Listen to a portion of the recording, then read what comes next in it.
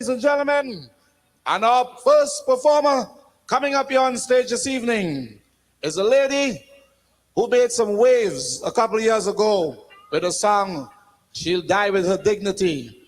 She went on and she made it to the final in the Calypso Monarch this year in Trinidad and Tobago, and she was very, very strong. And she's coming to open the show with some War. The name of the song, The War Goes On. I would like you to sit back, relax, Caribbean people, and put your hand together and welcome on stage, singing Sandra.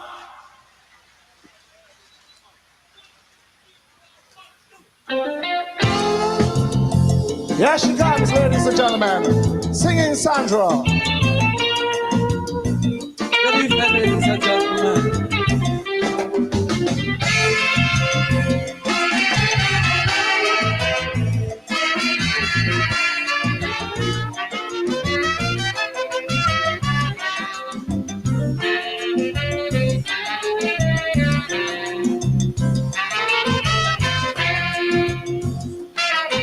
Devastation and destruction from ever since time began has been inflicted time and again by man against fellow man. Yet man wouldn't learn from history. It makes him more violent, producing deadly weaponry with nothing but evil intent. So the war could never be over. Peace will never be seen. Long as man in his quest for power keep destroying fellow human beings, fellow human beings. I'm telling you, nobody, nobody. But when you really look at it, nobody wins a war. Because the agony of defeat will linger, nations still hating one another and superpowers. They're looking for more power. Look, as long as violence and aggression still dwell in the hearts of man, brother, the war will go on. It cannot be won. No, no, no, no, the war will go on. It cannot be won. Fallout from war is chaos, plenty agony, plenty pain. Economies left in shambles that may never rise up again. Collapse of the money system, disruption of foreign trade. People turning against their leaders for the blunders that they have made. Environmental pollution, radiation taking its course, and the thousands that die in battle. Oh, what a waste of human resource. Of course, I know nobody, oh, nobody. But when I really think of it, nobody wins a war. The brutal clash of ideologies, carnage and social anarchy, and life reduced to pitiful dimensions. The falling back of progress and growth for entire generation. Sister, it cannot be won. The war will go on. No, no, no, the war will go on. It cannot be won.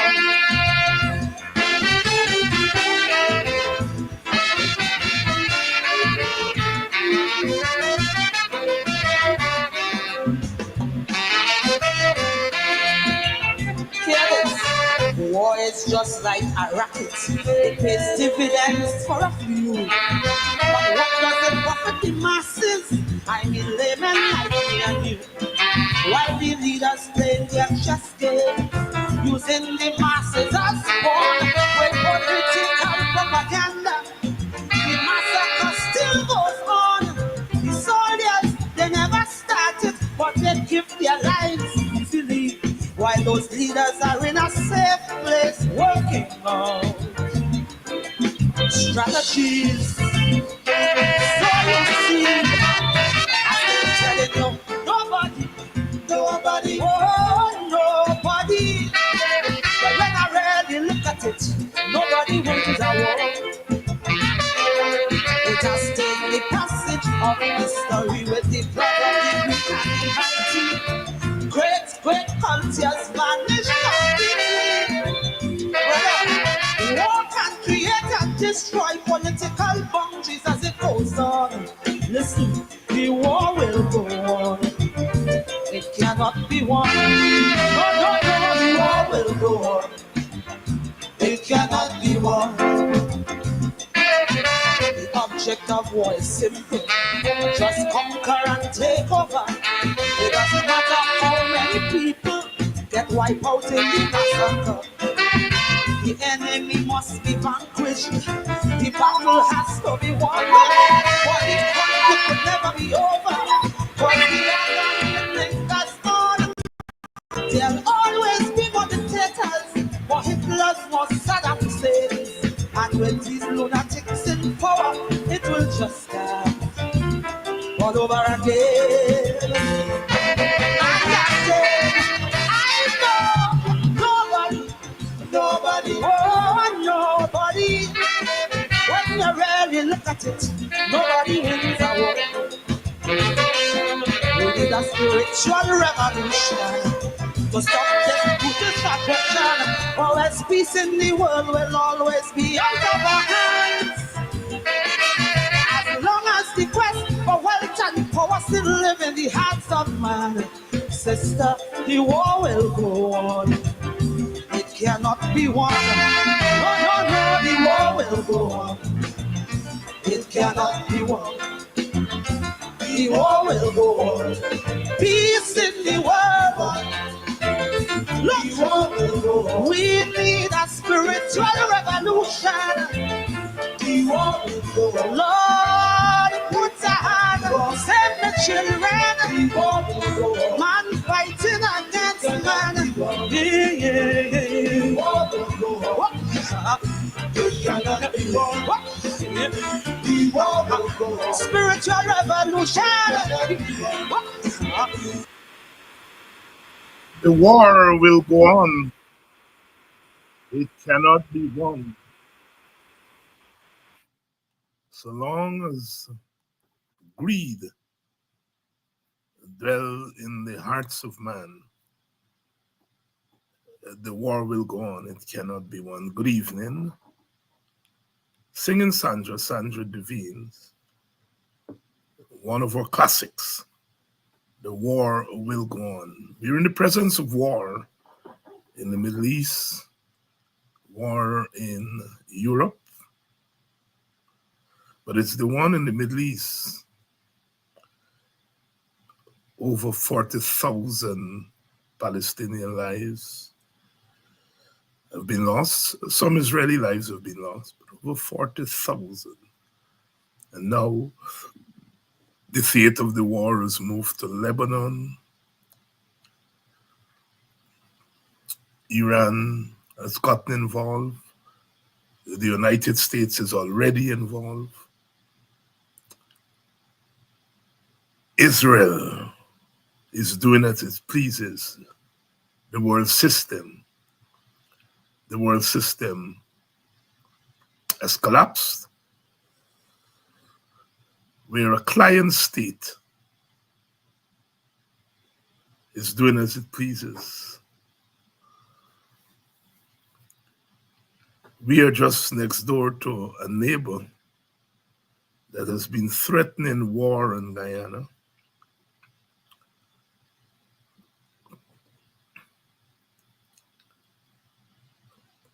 Human lives mean nothing to the warmongers. Nothing.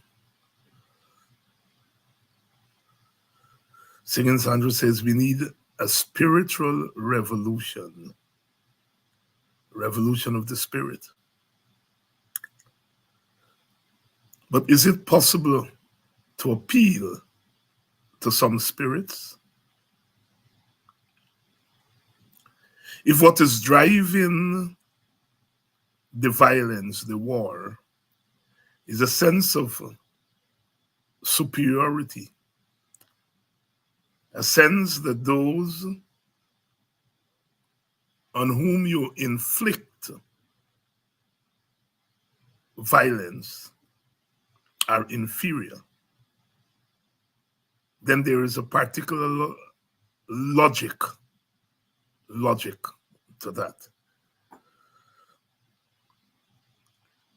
You're not doing anything wrong.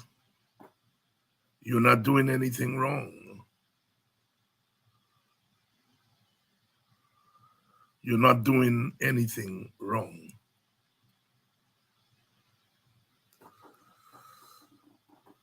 That's the subtext. Good evening, wherever you're joining us from, on this Tuesday evening. Welcome to Politics 101. If you're joining us from inside Guyana, welcome to Politics 101. If you're joining us outside of Guyana, welcome. Welcome to Politics 101.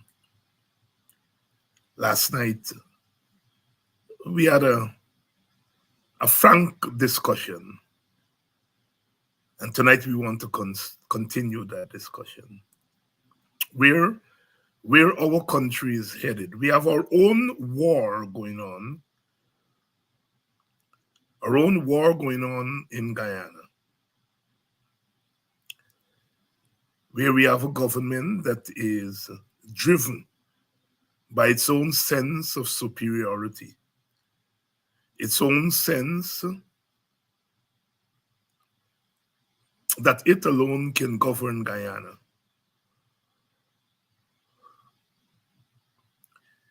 You see, when, as a teenager, I and others came into politics in the 70s,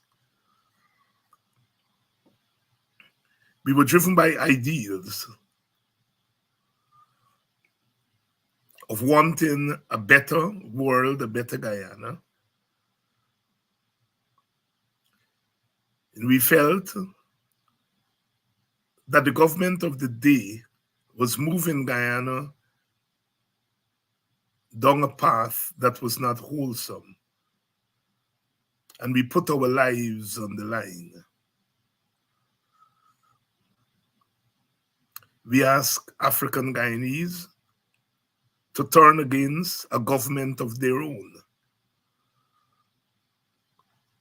Yes, we Africans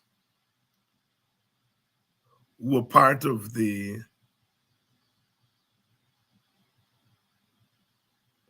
anti-dictatorial struggles, we call it, those of us in the WPA, Africans, we ask African Guyanese to reject a government that they had voted for, a government of their own, because we felt that that government was not doing well. We did, we Africans, I and others, ask African Guyanese to turn against their own. We stood up against our own. We paid with our liberty, some of us. Some of us paid with our lives.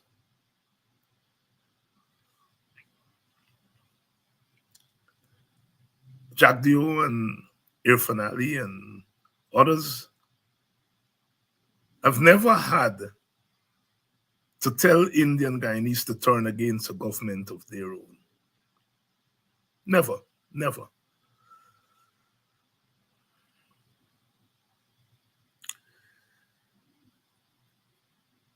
Today, some of us who 50 years ago asked African Guyanese to turn against a government of their own,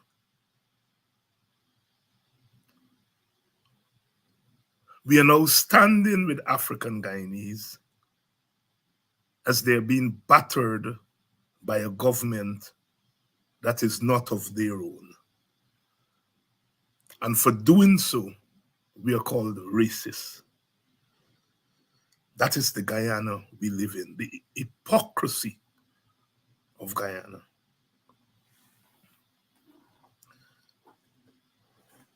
Some people are accusing me of going against my own actions of the past. You see, 50 years later, you look back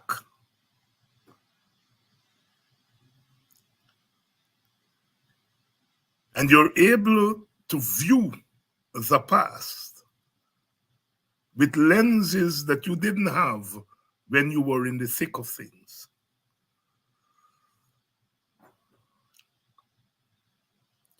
I didn't know then that for the PPP,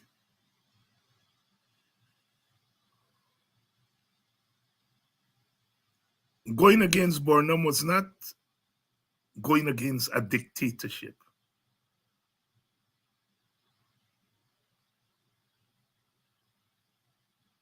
It was going against a group of people that Burnham and the PNC represented politically.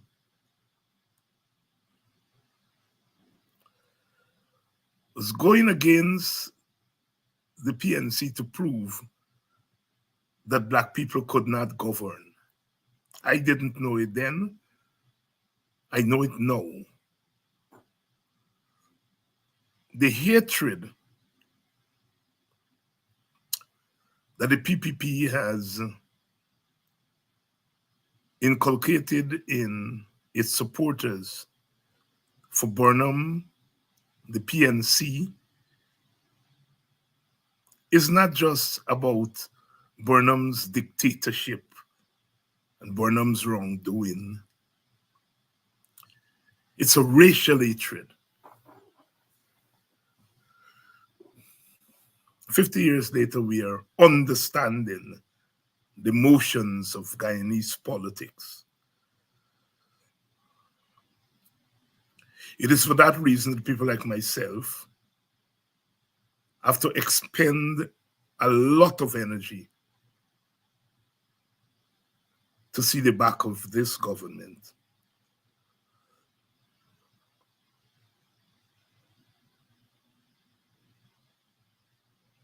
We who, with our blood and our liberty,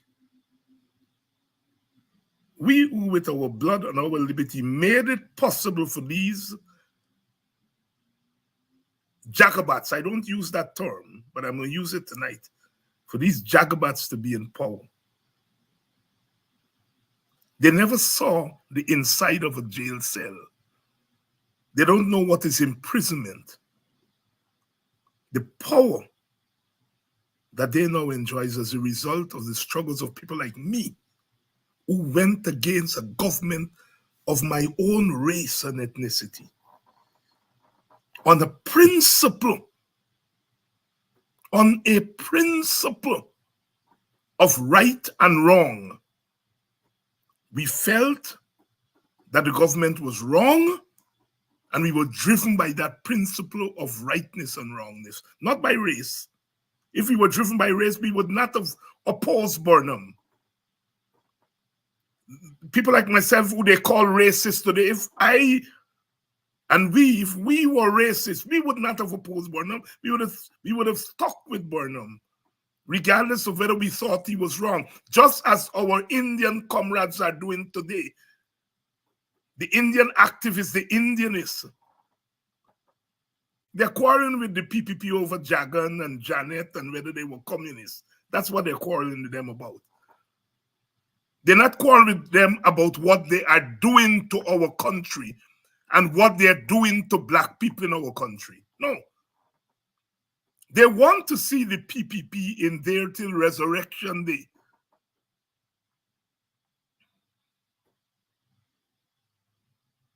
People like myself, on a matter of principle, on what was right or what was wrong, when we oppose a government of our own. Yet today, we are called racist. If you're a racist, you believe in the superiority of your race, whether they're wrong or right. That has not been our history. That has not been my history. Yet we fetch the burden today of being racist. But it is part of political life. It's part of political life. I want Indians who are listening, and I know lots of them listen to this program, watch this program. You all are talking, you all are looking at someone here who was part of a generation of African Guyanese who give up our liberty, give up our lives in instances, fighting a government of our own race. And yet you all sit there and allow those jackasses to tell you all that David Hinds is a racist. When David Hinds fought for you all Indians, at a time when you all, the PPP, couldn't fight for you all.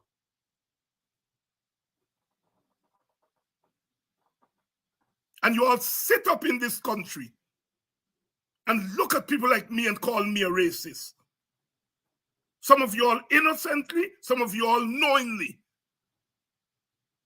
When I fought for what you all are enjoying today, whatever you all call it, went to jail, my comrades died. And I'm talking to Indian people tonight. And I'm not holding back because some of you all are allowing yourself to be misled knowingly. You are running around the country now, flapping your wings because people like me stood up for you all. And I'm talking it real tonight. I have to go and face my own people and to tell them your own government is doing wrong.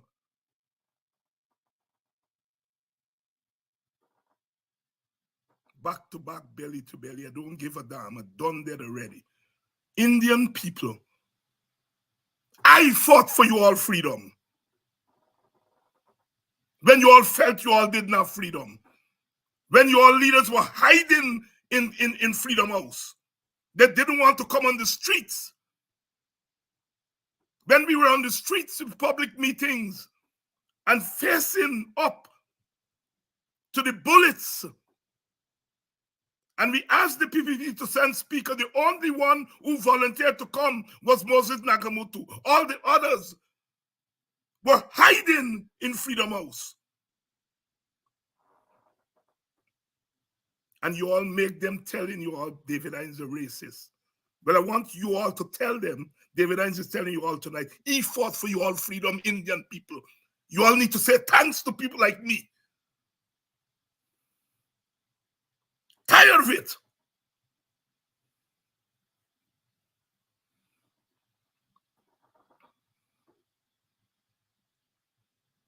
And today, you all are supporting a party. You all are supporting a party that is beating up on you all black sisters and brothers. And the majority of you all are remaining silent. The majority. Some of you all are standing up and you all are paying for it. And we are forever grateful. There's some people in my own party who are telling me I favor black people and I'm not multiracial and all that stupidness. Foolishness. Multiracialism is not saying I'm multiracial. I risk my life for the freedom of Indian people. That is the ultimate of multiracialism.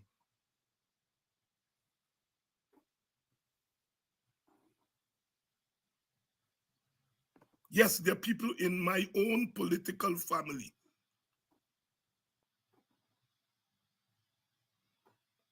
David, this African thing, asking me to be an Uncle Tom.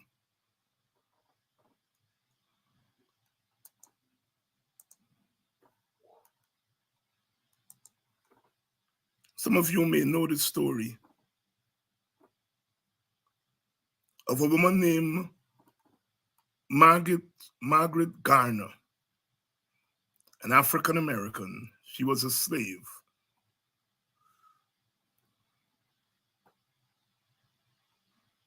And she crossed the river between Kentucky and Ohio. Ohio was then a free state. Kentucky was a slave state. And she, her husband, and her 4 children, 4 little children, made it across the river. The river was frozen. And they walk across the frozen river, risking, because, you know, if they had made a step on that ice had given way, they could have, but they crossed the river and got over to Ohio.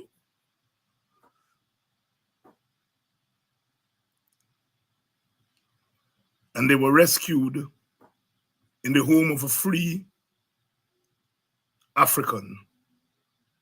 And they went into the house. 2 hours later, the sheriff and the authorities descended on the house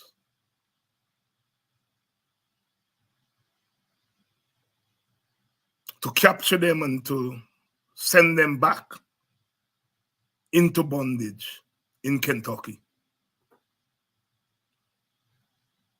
And they surrounded the house, and people from the community came out, white people, and surrounded the house.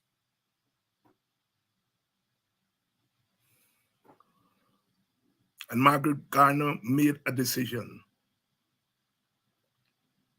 She decided that she was going to kill her 4 children rather than have them go back into slavery.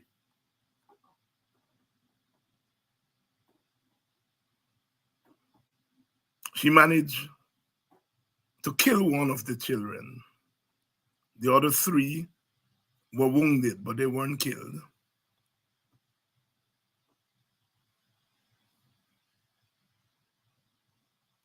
She was arrested and charged with murder.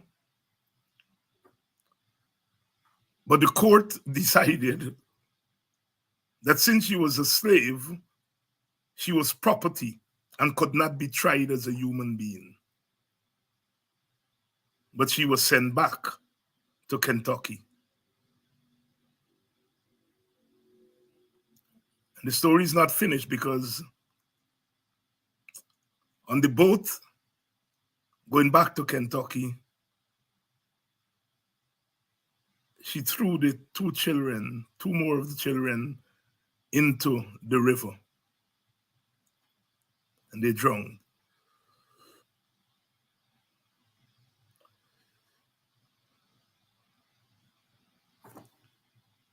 Public opinion was divided in the United States. White people said, you see, these black people are animals. Look at what she did. She killed her own children. That's what white people said. Those who were enslaved, black people, and even free blacks, stood with Margaret Garner because they agreed that it was better for children to die than to go back into bondage. The harshness of oppression and where it drives people. Immediately after that, in the southern states of the United States, they went on a campaign of what they called the happy slave, to tell black enslaved people that slavery is good. You're happy. Don't worry with the Margaret Garners of the world. You're happy.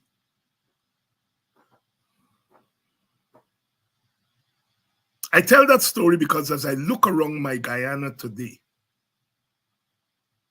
I see the campaign about the happy slave.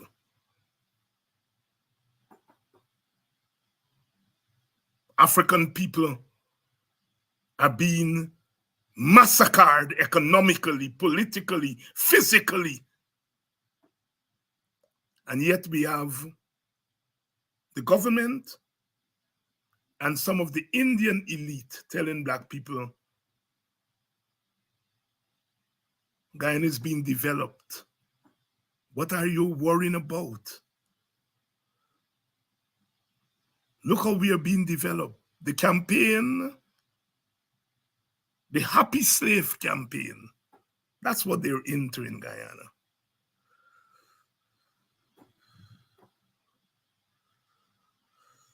But he who feels it, she who feels it, knows it. African people know what they are going through. And it seems as though nobody cares.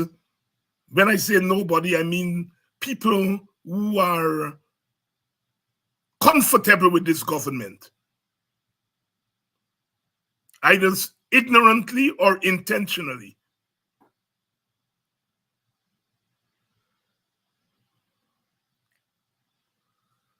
Oppression drives people to the extreme. Margaret Garner was driven to the extreme. I don't think in 2024,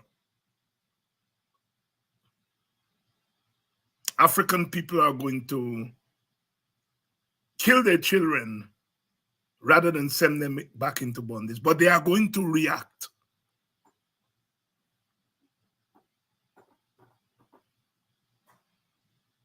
That story of Margaret Garner is a telling story. We hear about slavery and we hear about how terrible it was.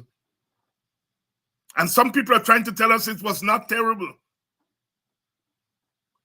But that is a true story.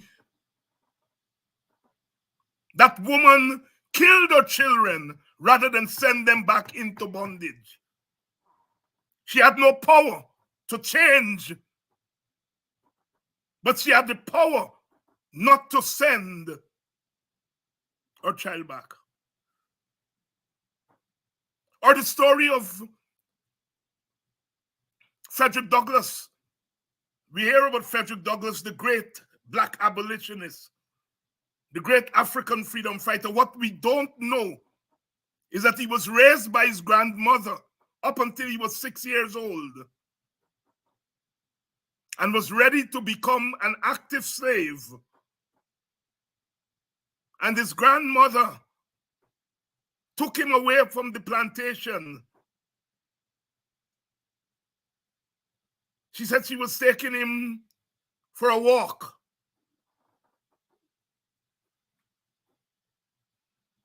And she took him and abandoned him rather than have him become a slave at 6 years old.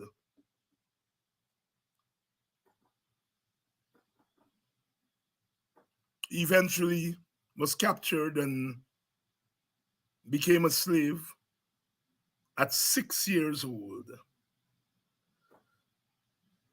He eventually escaped and made his way to Massachusetts from Maryland. I tell those stories to talk about the harshness of oppression.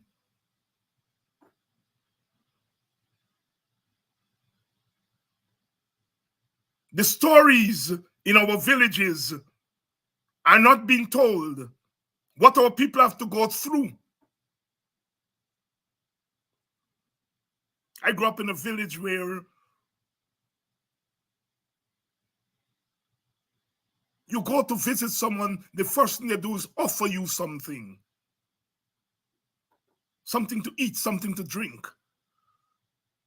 Now you go to visit people, they meet you at the gate because they have nothing to offer. I go to visit old friends, all the people than myself who I grew up and looked up to, and I go, older women and older men to visit, and they said, you know, David, I ain't got nothing to offer you. I experience that every day when I'm in Guyana. Our people have nothing. Economic violence they go through every day. Fear. They can't even speak. And people are telling us about development.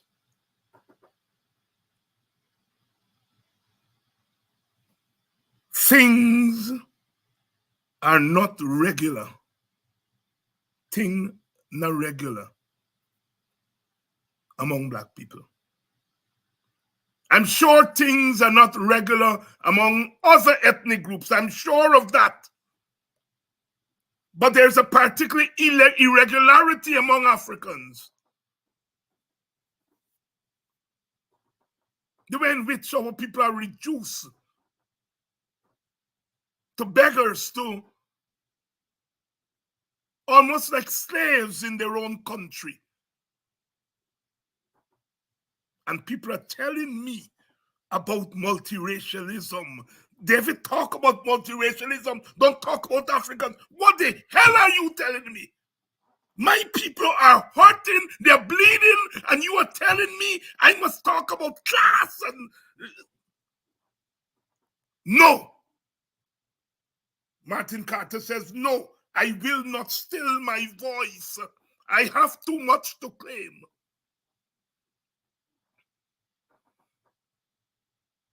Martin Carter, I continue. I've learned from books, dear friend, of men who lived in a room hungering without any light. I don't have to learn that from books. I know it firsthand. Of men who could not die since death is far too poor. Of men who did not sleep to dream, but dreamed to change the world. The reason we have to change course in Guyana, but we have to change the government force. I don't know what a new government will bring. I don't know what a PNC-led new government will bring. I don't know, but at this point, that's not my concern. My concern is that this murderous government has to go.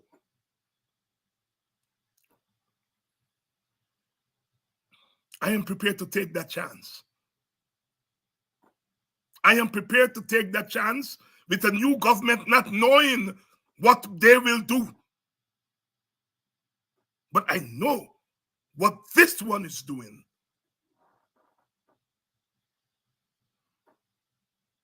Black people, I'm trying to get you all to get with the program. Some of you all who are better off don't understand and don't appreciate what people have to go through. A couple of weeks ago, I left Guyana.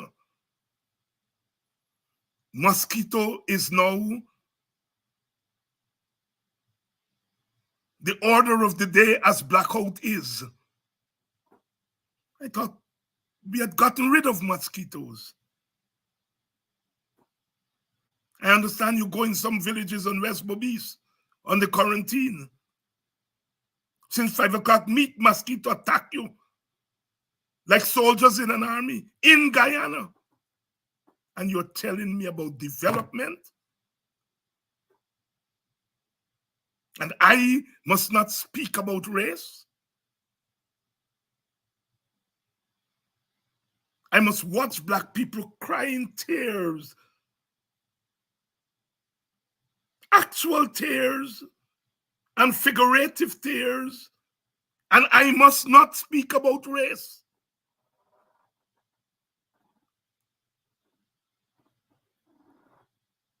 I am in sympathy with my brother, my brothers, political leaders, who find a way not to speak about race, not to speak about what's happening to Black people. I'm in sympathy with them, but that's not my political culture. I stood up when Indian people were being beaten down. I stood with them and fought with them and for them.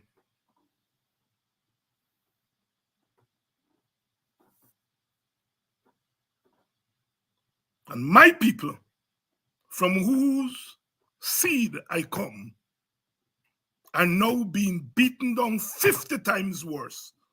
And you are telling me I must not stand with them, because if I stand with them and speak about their suffering, then I will not get crossover vote. Keep your crossover vote.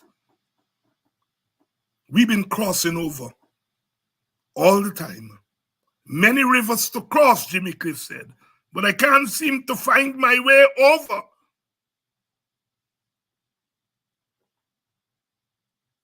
Sometimes I feel like committing some dreadful crime, but only my pride keeps me alive, says Jimmy Cliff. Many rivers to cross. We've always been crossing rivers, by the rivers of Babylon. We have been swimming back to Africa always. We have our own crossover to deal with. To hell with you on your crossover votes. Don't ask me to trade the blood and the sweat and the suffering of my people for a vote. What kind of fool is you? Says my favorite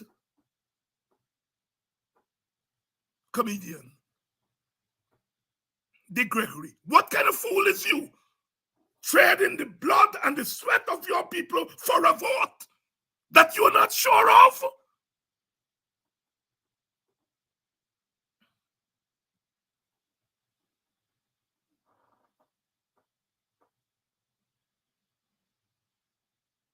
The happy slave. Last night I made the observation. I wasn't there. When I look at that stadium, the cameras couldn't find Black people.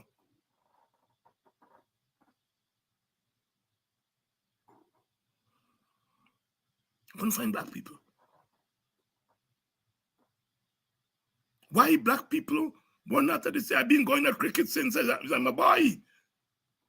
And there were always equal numbers: Indian people, Black people, Portuguese people, Chinese people watching cricket. All of a sudden, the face of cricket audience in Guyana is Indian.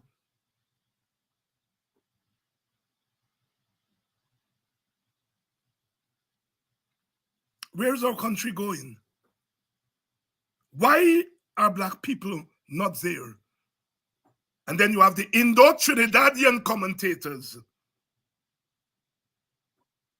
God, I love Ganga and I love Badri, but they keep running their mouths about development in Guyana. What kind of development, Samuel Badri? And think, Indian solidarity, that's what it was. That's what they were doing. They know damn well what development is because they're from Trinidad.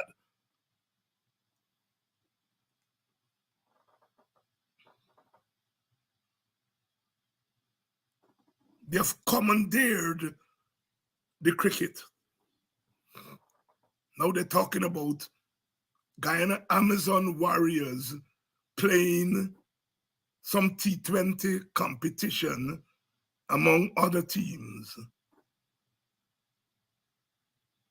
Since when Guyana Amazon Warriors is Guyana? But Guyana, the ownership of Guyana Amazon Warriors is part of the economic superstructure, dominance of the Indian bourgeoisie. I will never tell black people don't go and watch cricket because the Amazon Warriors franchise is owned by an Indian. I will not be that foolish and childish and stupid. I will not tell people not to go and watch cricket but the truth of the matter is that the CPL, the Guyana Amazon Warriors, is part of the PPP's economic stranglehold and dominance of our country. And it has to be said. And so it's no accident that the stadium is mostly Indian people. One of my cousins, who was never a talkative boy when we were growing up, sent me a long letter last night, and I read it about 5 times. And he said it better than I could. He explained in that letter to me, which I'm going to keep,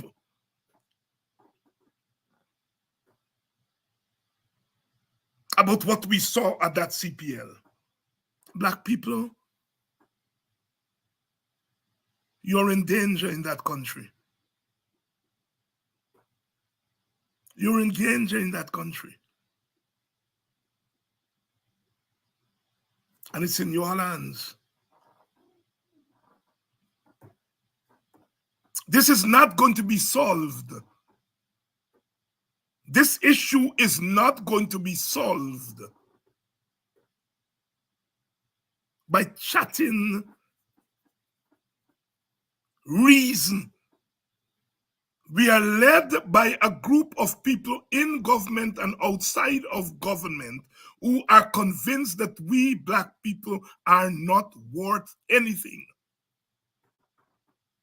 That is what is driving them.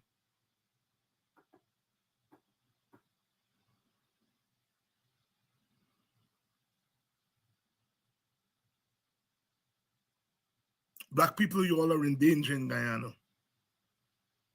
You all are in danger. And some of you all are signing up for the Happy Slave program, because that's what the PP is about now, is to get some Africans and to parade them, to say, look how you're happy. Don't worry with Norton and Hines and the rest of them. You all are happy. And how they know you all are happy? Because you all are not raging.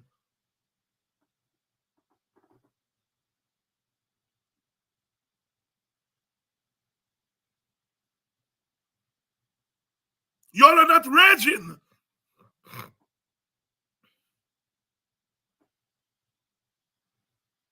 I love some of my brothers, my Indian brothers. But they're not going to get me to talk about some nonsense about renegotiating a contract. I'm not breath. This government spent $1 billion from the Natural Resource Fund last year. $1 billion US dollars. They clean out the fund. And you're telling me that is paltry? Wait there. Where the paltry there? What is pen and pan? This year they're getting more. They're getting about 3 billion, 4 billion US dollars. Glenn, is that paltry? No, Brother Glenn. You can afford to talk about renegotiating contract. David Hines can't. I have to talk about the billions that we are getting and how black people not getting any.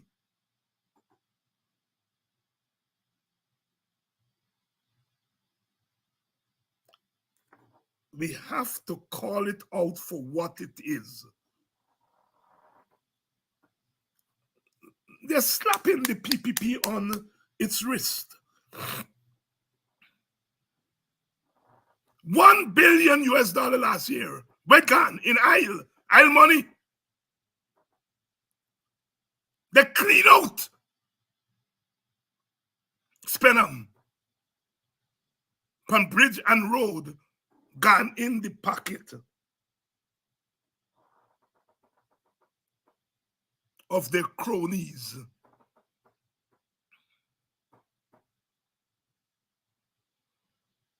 That's where it's gone. And I must take my good self and talk about renegotiating contract. I want to renegotiate the contract between the government and the people of Guyana. That's the contract I want to renegotiate. Let's talk. And that's the contract you all black people and opposition supporters of all races should be talking about.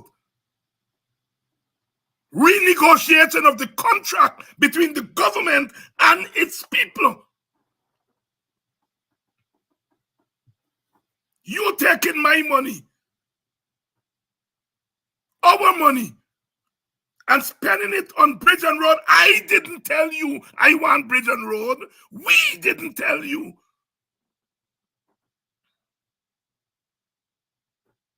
The people of Denamstel and Virginusian and Stroudville and Buxton, Plaisance, Eversham, Firish, Belladrum, Linden, South Georgetown, they didn't tell you that they want road. But you, some of you all who didn't go to school far, some of you all who been at the bottom of the school when school been going on, are you? I spend our money. And people are telling me, no, David, talk about renegotiating contract.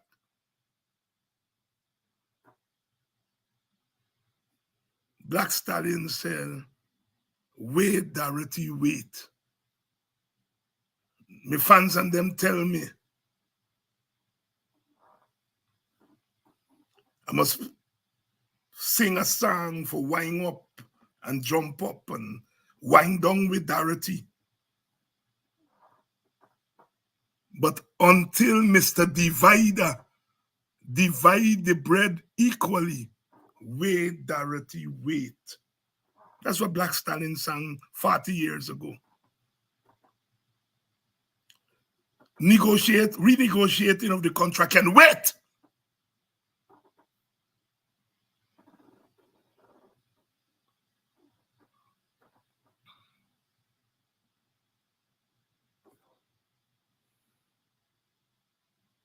I'm into no stupid talk about multiracialism.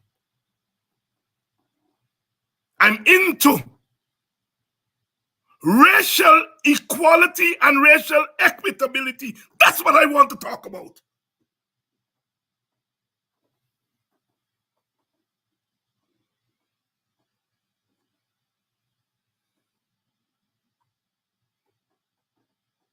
Stupid multiracialism.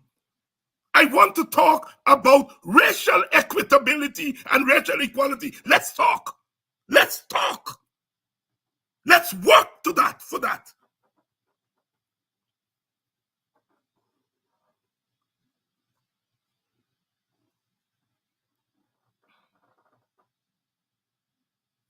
Black people,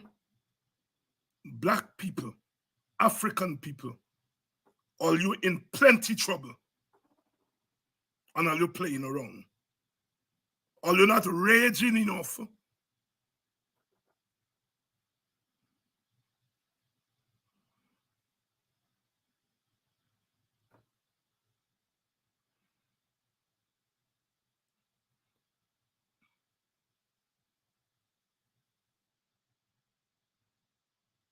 No people deserve to be treated in the way African people are treated in Guyana. I understand the ticket them to go to the stadium too expensive for black people.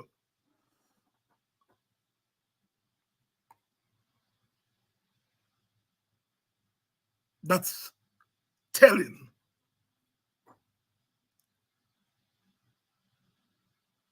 That's telling.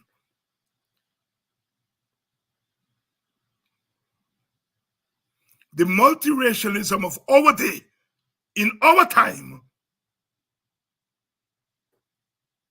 is not the multiracialism of 40 years, 50 years ago, when we could have gotten a critical mass of Africans and a critical mass of Indians to move together and struggle together. That ain't happening. That multiracialism sail and gone. The multiracialism of 2024 is racial equity, racial equitability, racial respect. That's the multiracialism of our time. Put that in your pipe and smoke it, multiracialists.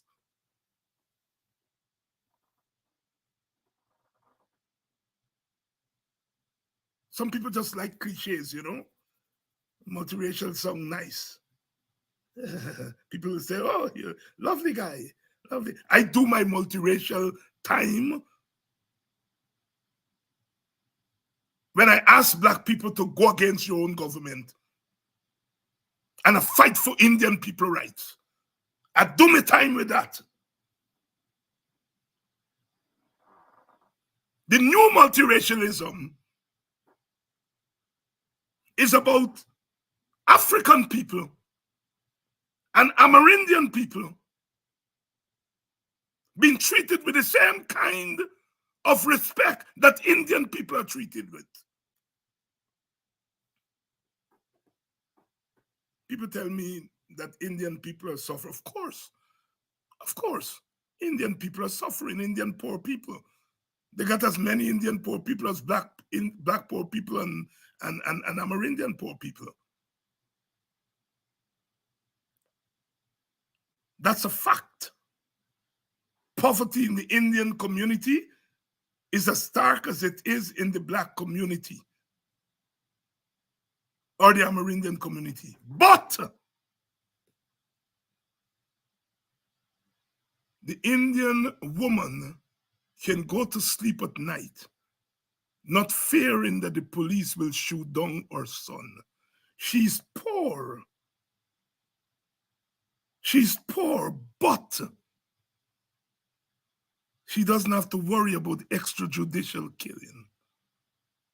She doesn't have to worry about the police being sent by the powers to kill her husband lying next to her at night. She's poor, but she doesn't have to worry about extrajudicial killing.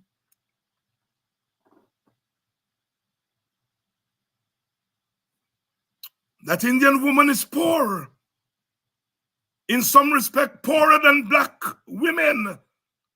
But she doesn't have to worry about the government coming and bulldozing her home and sending the police to kneel on her chest. She doesn't have to worry about that. She's poor, but she doesn't have to worry about that other kind of poverty. The poverty of inequality, unequal dignity.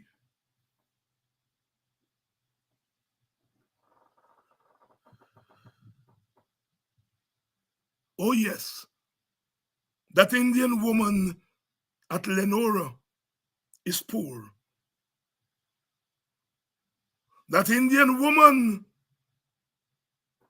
at Iflop is poor, but she doesn't have to worry about somebody putting on a red jersey on her daughter, giving her $40,000 and parading her like a slave.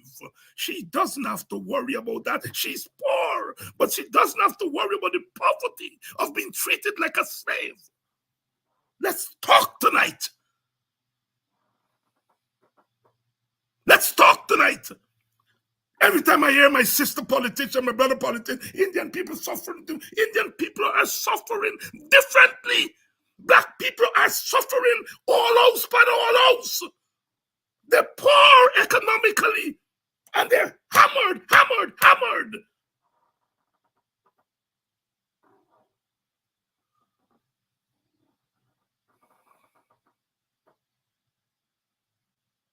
That Indian woman doesn't have to worry about her daughter who's a lawyer. Her daughter who's a lawyer, representing her client, and would be thrown in jail for representing her client. She doesn't have to worry about that. That Indian woman doesn't have to worry about her daughter having to endure being spat upon by a member of the Indian bourgeoisie.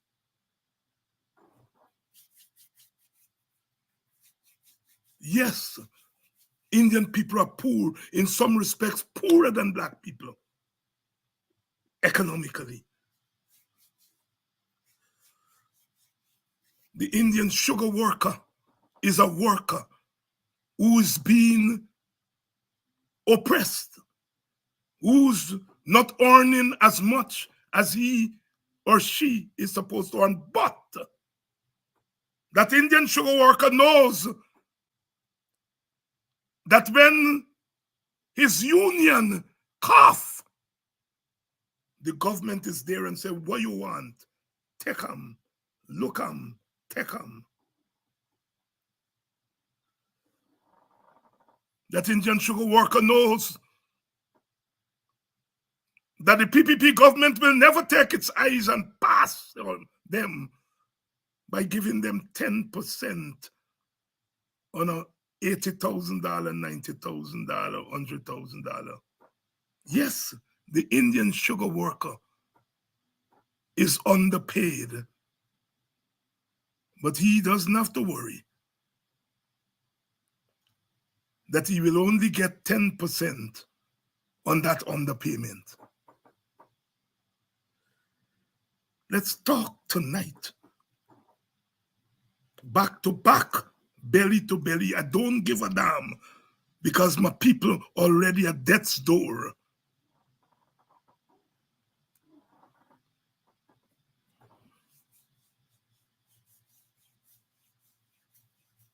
David, stop it. You're dividing black people. Indian people feel that they have to tell black people how to talk to black people, tell black people who must lead them, tell that way, are we there? Are we there, Panam? But so long as there's breath, so long as I breath, I'm going to tell it as it is. And I want you all to spread it wide.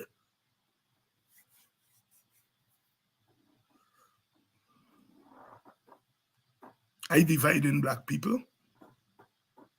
I revenue black. Yes, I revenue black people. I plead guilty to that. I plead guilty to that. I want, when the roll is called up yonder, that all you black people will be there.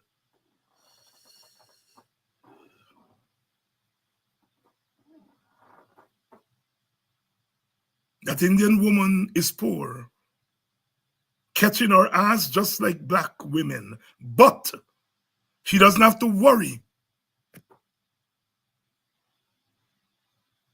that her stall in front of Demico will be bulldozed.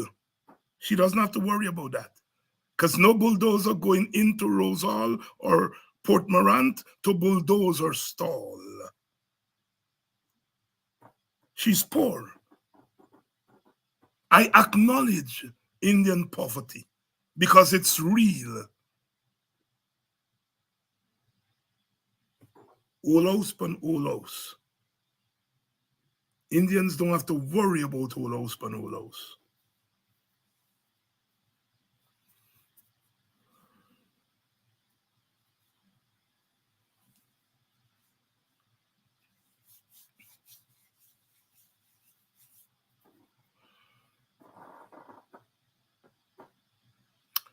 We are at a critical point in our history.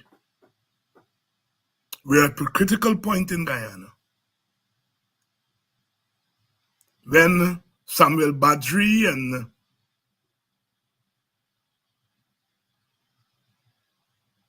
Darren Ganga talking about development.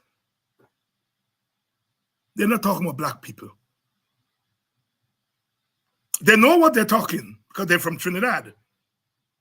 They understand race and ethnicity. They understand it.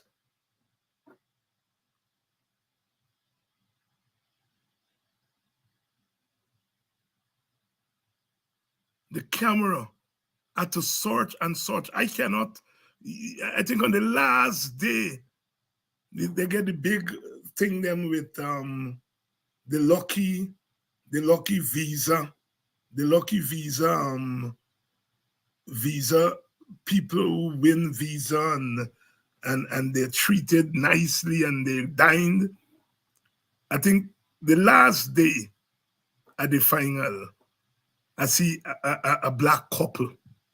Prior to that, almost all the people them with them big winning the $1,000 and the $500 and so on are Indian people.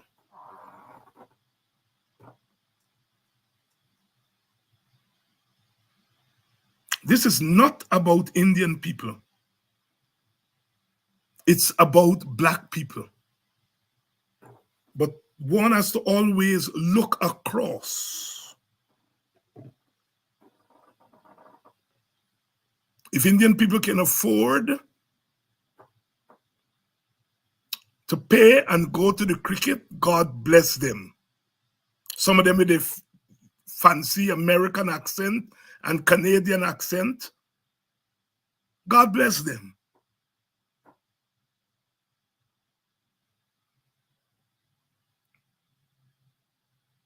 I was disappointed that the Warriors lost. I used to cry when West Indies lost. I don't cry these days when they lose, because they lose so damn much I will not have tears left to cry when I really need to cry.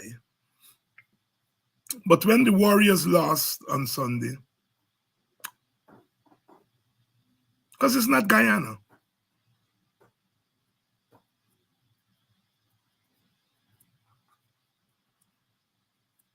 You can't have a Guyana team when a South African is captain. What's wrong with them black and Indian boys on the team? They can't captain? They can't captain?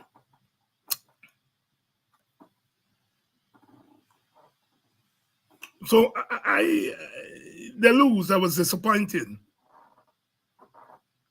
I was disappointed that the Guyanese on the team didn't put up a better showing. But I understand what that cricket CPL story is all about. And I'm not telling black people don't support CPL, don't go to it. Don't get me wrong. I'm not saying that.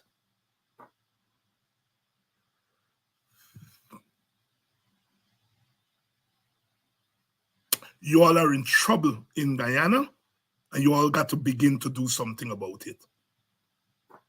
Plain and simple, black people. You all are in trouble, but you all got to do something about it. I intend to campaign to remove this government at the next election. I intend to do so. But I do so with my eyes wide open, knowing that when the government changes, the PPP's domination would be entrenched. But we have to change them. I'm a power sharer. I believe ultimately Guyana's power has to be shared between its people, all its people, among its leaders. I believe so. But the PPP is not interested in sharing any power with anybody. Those of us who are power sharers have to come to grips with that. And so as a first step, we have to figure out how we going to share power among ourselves on the opposition side. And I know many of you all feel that our political party leaders are playing the fool. I know many of you all think so. I am a little bit more patient. I don't think they're playing the fool. I think they're playing politics. Playing politics could end up becoming playing the fool, but I don't think they're playing the fool. I think they're playing politics, and that is okay.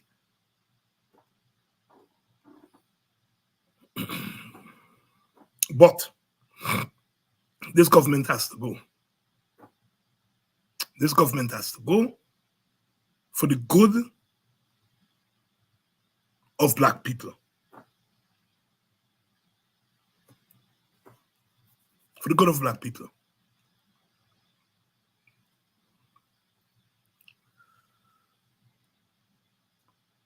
You all have to make up your own mind and start acting.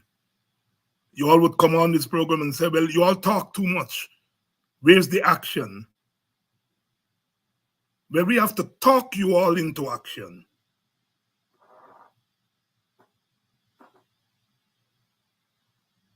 Aubrey Norton and Nigel Hughes and David Hines and others can go out there and stand up. But if I on there with we,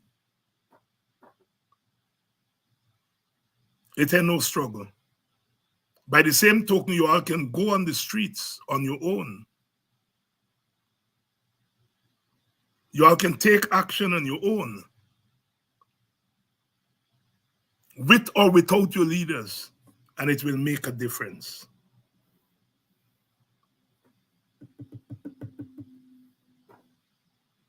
Leadership is important, I'm not denying that. But Margaret Garner did not need a civil rights leader to tell her, don't send your children back into slavery. She took that action on her own. She did what is right. She made that sacrifice of taking the lives of her own children as mark of freedom. That is the history that we come from, a history of defiance.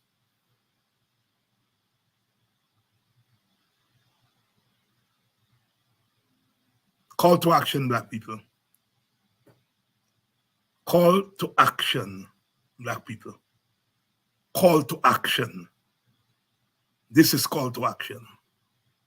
I started off by saying, with playing the song, "The War Will Go On." It cannot be won. We don't want no racial war.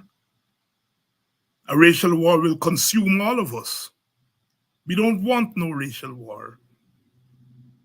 Because when we finish warring and kill up ourselves, Venezuela come in and take we land and take we country. We don't want no racial war. We don't want no racial war. But we want racial justice. And you don't get racial justice if you don't fight for it. So we don't want no war, but we don't want injustice to continue. You know, people always say, you know, David Hines preaching violence and all that kind of story. And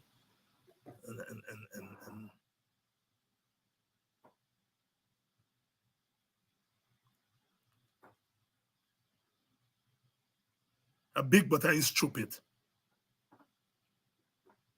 You want no racial war? We don't want no racial war. But we want racial justice. All you figure that out. All you figure that out. We don't want no racial war, but we want racial justice. And it is possible to get racial justice without racial war. In any case, I've never known a war that was started by the people. wars are always started by those who have the monopoly on the tools of war.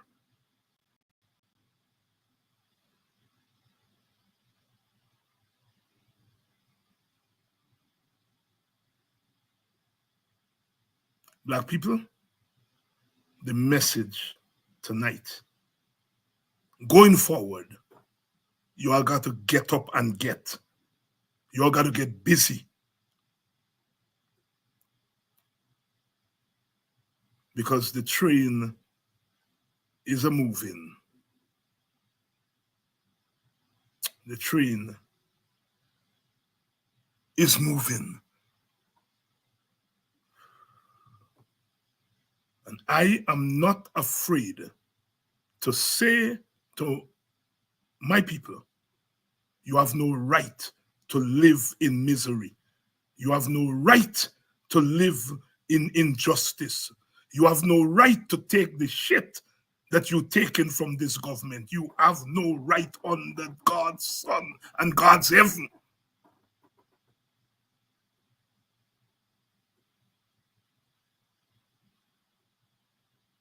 I don't care how much and cyber land, cyber crime they bring.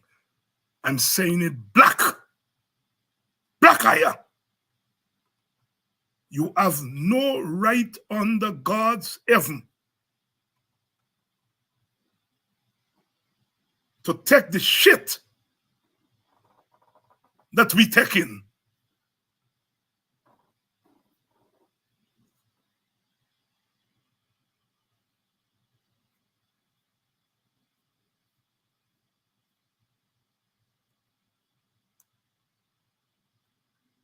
We're going down the road. Or we're going up the road.